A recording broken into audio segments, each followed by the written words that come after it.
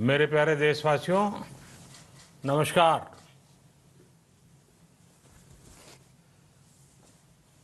Corona वैश्विक महामारी के खिलाफ लड़ते लड़ते अब हम अनलॉक 2 में प्रवेश कर रहे हैं और हम उस मौसम में भी प्रवेश कर रहे हैं जहां सर्दी, जुकाम, खांसी, बुखार ये सारे न जाने क्या क्या होता है, ये मामले बढ़ जाते हैं।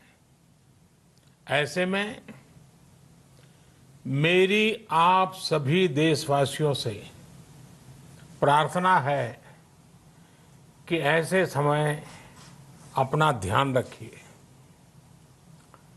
साथियों, ये बात सही है कि अगर कोरोना से होने वाली मृत्यु दर को देखें तो दुनिया के अनेक देशों की तुलना में भारत संभली हुई स्थिति में है। समय पर किए गए लॉकडाउन और अन्य फैसलों ने भारत में लाखों लोगों का जीवन बचाया है, लेकिन हम ये भी देख रहे हैं कि जब से देश में अनलॉक 1 हुआ है, व्यक्तिगत और सामाजिक व्यवहार में लापरवाही जरा बढ़ती ही चली जा रही है। पहले हम मास्क को लेकर, 2 गज की दूरी को लेकर 20 सेकंड तक दिन में कई बार हाथ धोने को लेकर बहुत सतर्क थे, लेकिन आज जब हमें ज्यादा सतर्कता की जरूरत है तो लापरवाही बढ़ना बहुत ही चिंता का कारण है। साथियों, लॉकडाउन के दौरान बहुत गंभीरता से नियमों का पालन किया गया था। अब सरकारों को, स्थानीय निकाय की संस्थाओं को, देश के नागरिकों को फिर से उसी तरह की सतर्कता दिखाने की जरूरत है। विशेषकर कंटेनमेंट जोन्स, उस पर तो हमें बहुत ध्यान देना होगा। जो भी लोग नियमों का पालन नहीं कर रहे हैं, हमें उन्हें टोकना होगा, रोकना होगा और समझाना भी होगा। अभी आपने खबरों में देखा होगा, एक देश के प्रधानमंत्री पर 13,000 रुपये का जुर्माना इसलिए लग गया क्योंकि वो सार्वजनिक स्थल पर मास्क पहने बिना गए थे।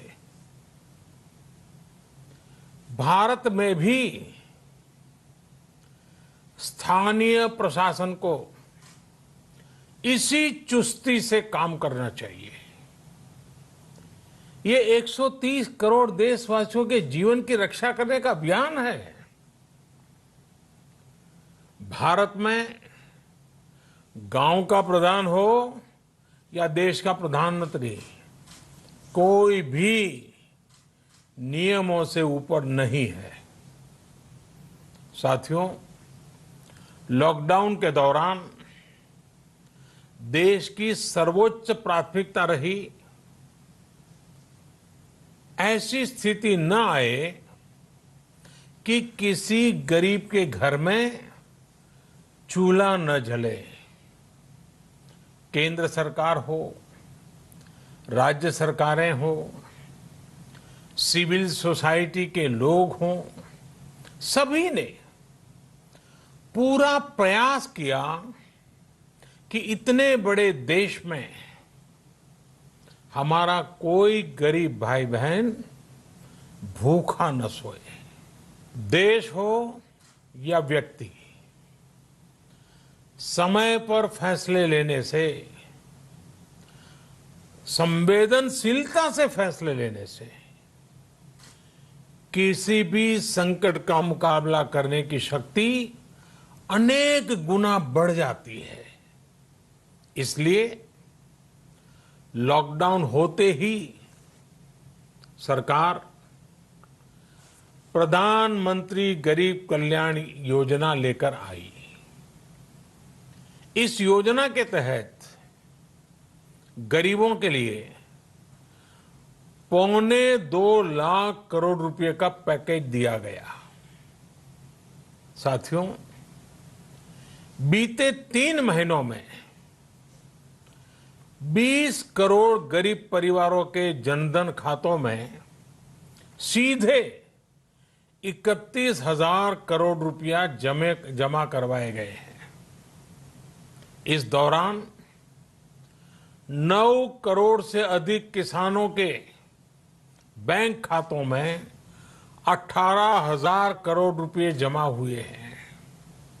इसके साथ ही गांवों में श्रमिकों को रोजगार देने के लिए प्रधानमंत्री गरीब कल्याण रोजगार अभियान तेज गति से आरंभ कर दिया गया है।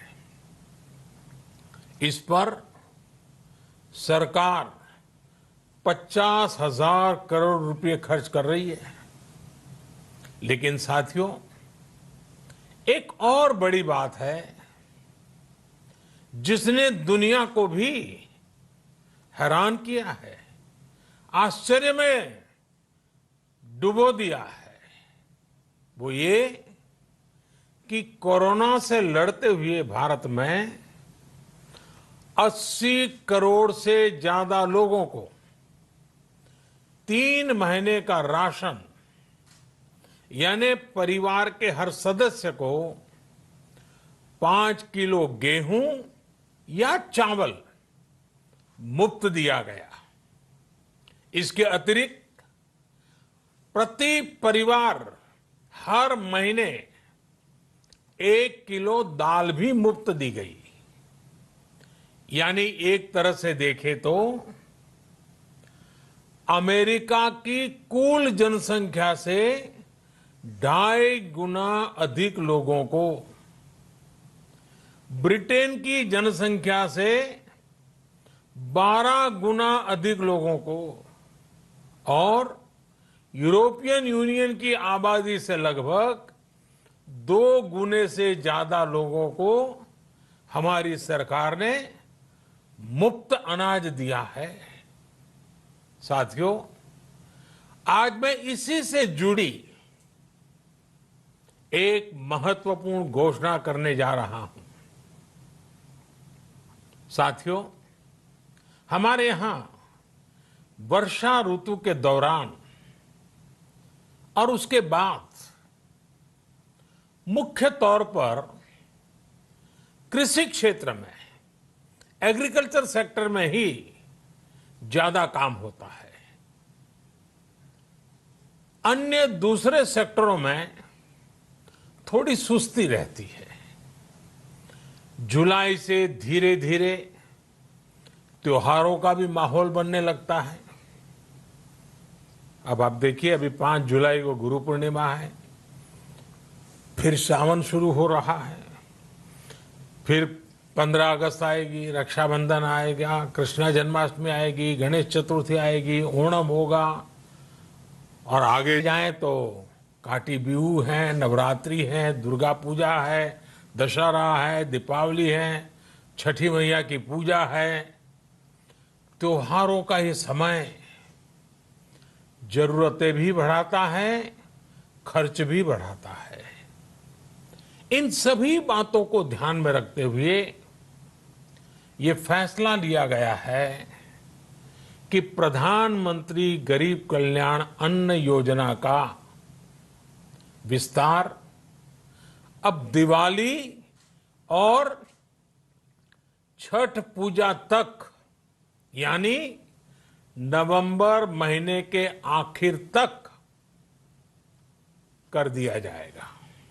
यानी 80 करोड़ लोगों को मुफ्त अनाज देने वाली ये योजना अब जुलाई, अगस्त, सितंबर, अक्टूबर, नवंबर में भी लागू रहेगी। सरकार द्वारा इन 5 महीनों के लिए 80 करोड़ से ज्यादा गरीब भाई बहनों को हर महीने परिवार के हर सदस्य को 5 किलो गेहूं या 5 किलो चावल मुफ्त मुहैया कराया जाएगा और साथ ही प्रत्येक परिवार को हर महीने 1 किलो चना भी मुफ्त दिया जाएगा। साथियों, प्रधानमंत्री गरीब कल्याण अन्न योजना के इस विस्तार में 90,000 करोड़ रुपए से ज्यादा खर्च होंगे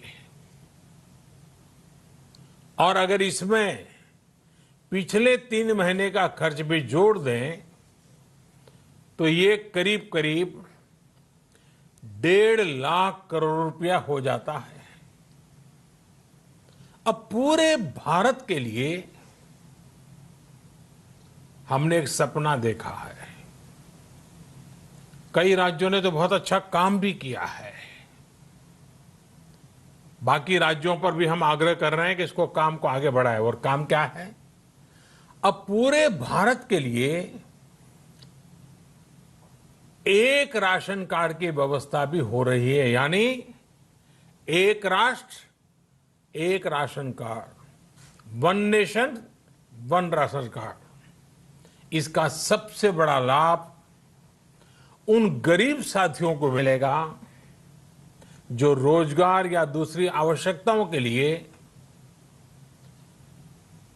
अपना गांव छोड़ करके कहीं और जाते हैं, किसी और राज्य में जाते हैं।